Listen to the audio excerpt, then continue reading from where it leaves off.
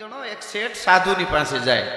સાધુની પાસે જઈને એમ કે બાપા મને સત્સંગ સંભળાવો કંઈક. તો બાપ સાધુ એક સરળ એકદમ સત્સંગની કંઈક વાત માંડે.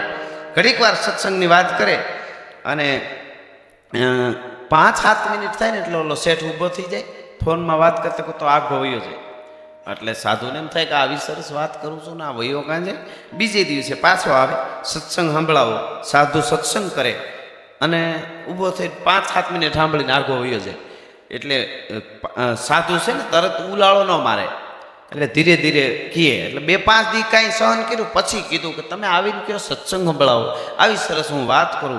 જ્યાં સુધી તમે સાંભળો ત્યાં સુધી એક બરાબર રીતે આમ ફોકસ કરીને સાંભળો છો, લીન થઈને સાંભળો છો, પણ પછી તરત ઊભા થઈ જાઓ 5-7 મિનિટ. એનું શું કારણ? એટલે ઓલા શેઠે કીધું બસ કારણ એટલું જ છે બાપુ કે અમે સંસારી થઈને અમારાથી પૂર્ણ ભાર સહન ન થાય, એટલે ધીરે ધીરે થોડું લઈએ. પરબારો બધો ભાર અમારાથી ઉપડે નહીં સંસારીઓથી. ત્યારે સાધુએ બહુ સરસ વાત કરી કે એ તમારો વહેમ છે. કે કેમ? કે પરબારાની એમાં કાંઈ વાત નથી. પૂર્ણ ભાર હોય ને એનો જ ભાર ન લાગે, અધૂરું હોય એનો ભાર લાગે. એટલે કીધું કે એ તો કેવી રીતે માનવામાં આવે, વધારે હોય એનો જ ભાર વધારે હોય ને. એટલે પ્રેક્ટિકલી સમજાવ્યું સાધુ એવો. એણે એના માણસને ઈશારો કર્યો. એ કે શેઠ અહીં બેસી જાઓ. શેઠ બેસી ગયો. માથે સાઈલની ઈંઢોણી કરી નાખી, માથે રાખી. ઓલાને કીધું પાણી ભરી આવો. મોટી બધી નાઈન પાણીની ભરી આવ્યા, મણ ઉપર પાણી સામે. એટલે નાઈન હોતું મણ ઉપર થાય એવી. અરે એમ કે શેઠ ઉપર મૂકો. માથે મૂક્યું. તા તો એ કે ઊભા થાવ શેઠ, ત્યાં તો બોકા છૂટી ગયા. હે શેઠ લઈ ગયો, મારું માથું ફાટી જાય. ઉતારી લીધું. કે કેમ થયું? તો કે વજન લાગે ને આખી નાઈન પાણીની ભરી. કે વજન ન લાગે? કે વજન લાગ્યું બહુ. તો કે હા, તમે આ માથે મૂક્યું હતું, ઊભા થઈ શકો કે ન થઈ શકું? હવે મારી યારે હાલો. આમ બાવડું પકડ્યું સાધુએ શેઠનું, ગડગડતી દોટ મૂકી. બાજુમાં નદી હતી કોઈ, એ નદીમાં ખાબકા હાડોડોડું ધ્રુભાંગ કરતા વાહજાળ પાણીના ગુનામાં ખાબકા. સાધુ ઓલાને લઈને અને ઈશારાથી તળીએ જઈને પછી કીધું કે ઉપર પાણી છે એ વધારે હતું કે ઓલી નાઈનમાં. એટલે કીધું કે આમાં જ વધારે હોય, આમાં જ કેટલી લાઈનો ભરાઈ જાય. કે વજન લાગે કે ના? કે ધ્રુબકો મારી જાવ પછી વજન ન લાગે, પોતા ગોળા લઈને ફરી એને જ વજન લાગે છે. એકવાર ખાબકી જાય, એકવાર ધ્રુબકો મારી જાય, કોઈ પણ વસ્તુમાં તમે અધિકારીઓ તમારે નોકરી કરવી હોય તો એમાંય ખાબકી જાવ. એટલે આજુબાજુના સ્ટાફને અને આજુબાજુની ઓફિસો નોંધ લે કે આ સાહેબ જે ફાઇલોમાં જે હુજ છે એવી અમને કેમ નથી. પછી કોઈ રાજકારણમાં હોય તો એમાંય આવવું પડે કે એને તો આગળ રાખવા જ પડશે, નકર ભેળું જ નહીં થાય. એ છે ને, આપણે જેમાં કરવા માટાને માણસ હારેલો બહુ છે. મોટિવેશનની બહુ જરૂર છે. અને મોટિવેશન સ્પીકરો કંપનીઓમાં ભણેલા હોય ને ઘણાનું કહું ઘણી તમે જે બોલાવો છો એ સારી વાત છે, પણ અમારી સૌરાષ્ટ્રની ધરતીનું એક ભજન લોકગીત ને એક દુહો મોટિવેશન આપે દુનિયાને લેવું પડે એવું આપે છે ભલા માણસ. એ વાતું જ આવા એક વસ્તુમાં આપણને આપ્યું છે. બોલો, એક વસ્તુમાં કે આમ કરાય આમ ન કરાય. ખેડૂને કેમ વાવણી કરવી એક દુહામાં કીધું. ભીખા એક દુહામાં ખેડૂને આખી વાવણી કરવાની કૃષિ સમજાવી દીધી કે ઘઉં ઘાટા તલ પારવા અને શેણા દેડક ઠેક. બોલો, ઘઉં કેમ વાવવા? તો કે ઈ ઘાટા વાવજો. ઘઉં ઘાટા તલ પારવા, તલને પારવા વાવો.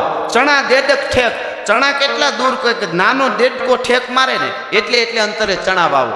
બોલો, એક દુહામાં કહી દીધું. ઘઉં ઘાટા તલ પારવા, આ કૃષિ યુનિવર્સિટીમાં જે છે એ એક દુહામાં આવી જાય. ઘઉં ઘાટા તલ પારવા અને ચણા દેડક ઠેક, કરમે વાવીએ કપાસિયા. કર એટલે હાથ, એક હાથને અંતરે કપાસિયા વાવો. કરમે વાવે કપાસિયા ને શેરડ ખૂંદી ખેત. શેરડીને જેટલી વધારે ખૂંદો એટલું સારું. લ્યો, આટલું કહી દીધું એક દુહામાં. કેમ કરવું એ વરસાદ માટે કહી દઈએ કે વરસાદ ન થતો જેઠ મહિનો વયો જાય અને આહાટ જો નજીક આવી ગયો હોય તો અષાઢ સુધી પંચમી. અને જો ઈશાનમાં જબુકે વીજ તો નાણાં કરી અને દાણા વેસો રાખો બળદને બીજ. એટલે કે દાણા છે એ વેચી નાખો, બીજને બળદ રાખો અને નાણાં કરી લ્યો. અષાઢ સુધી પંચમી જો ઈશાનમાં વીજળી થાય તો વરસાદ થવાનો છે. આ વિજ્ઞાન પણ ભણાવી દીધું લોક સાહિત્યમાં. એટલે કહેવાનો મારો અર્થ આનાથી આપણે આગાવીએ કે જીની વસ્તુમાં એટલે વાત કરતો તો તમે બધા ધ્રુબકો મારીને બોલશો, અમે ધ્રુબકો મારીને બોલશું એટલે મજા આવશે. દુહાસન છપાકરામાં થોડોક લહેર કરાવું. વચ્ચે જે સાહિત્યની વાતો મને આવશે, નરસિંહ મહેતાની આ ધરતી, જુનાણાની ધરતી. હમણાં જ આપણે મેળામાં મોજના તોરા છૂટે એવી ભજન ભોજન હરિદ્વાર છે ઋષિકેશ જાય, આપણે બધે જઈ આવ્યા છીએ, બધે મજા આવે. એ દેવભૂમિ છે, આપણને અહેસાસ થાય. હિમાલય જોઈએ એટલે ખબર પડે કે તત્વ જેવું કંઈક છે, પરમાત્મા જેવું છે, બધુંય આપણને થાય.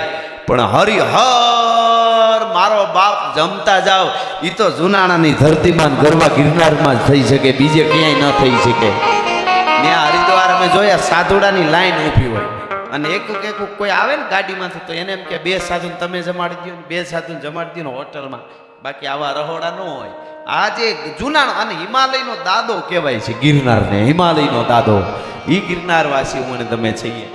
એટલે એ ગિરનારની ગોદમાં આપણે સાહિત્યની વાતો કરીએ અને મોજ કરીએ. એની પહેલા દુહાસનમાં થોડું તો ધકમાર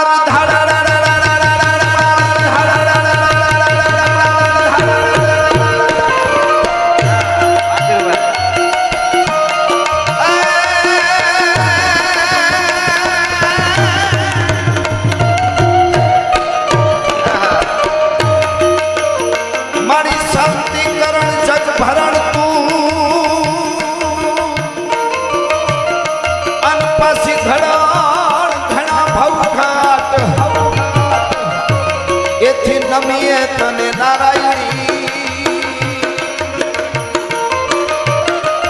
એ મારી વિશ્વ રૂપ વેરા.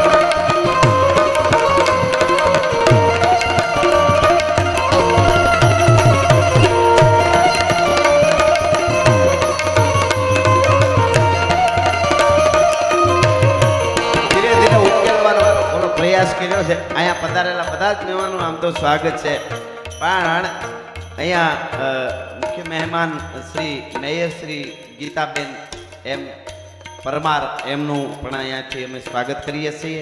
મારે ભીખા બાપા જોશી સરળ સ્વભાવ નમન ગુટી લાઈ, ભીખા બાપા તો દરેક પ્રોગ્રામમાં હોય, એમએલએ શ્રી એમનું અહીંથી સ્વાગત કરીએ છીએ. ધારાસભ્ય શ્રી અને તથા સર્વે કોર્પોરેટર શ્રીઓ આવ્યા છે, એ બધાયનું રમતગમત યુવા અને સાંસ્કૃતિક હવે એટલો પાછો એમ થોડું વંચાતું જાય એમ બોલતો, એટલે આ બધાયનો સાહેબનો મને હામો કાયમ શેરો આવે, પણ હું મથી પ્રોગ્રામમાં ન્યાય મેળામાં એમ થયું ને અહીંયા હજી નથી ભેળું થતું. બોલો નામ જોયા ભેળા ખબર છે, બોલો હું કરું નથી તો નથી, એમાં બીજું કઈ થાય નહીં.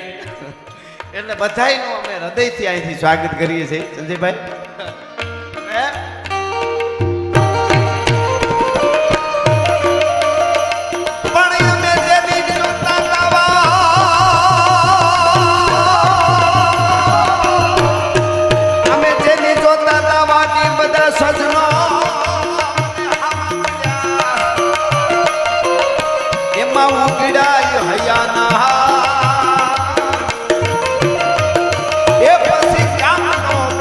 કુચી તણા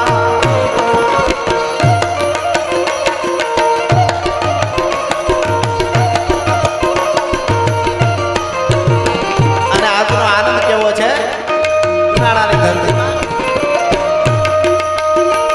અરે ખમા ખમા ખમા ખમા દાંજર ખમા ખમા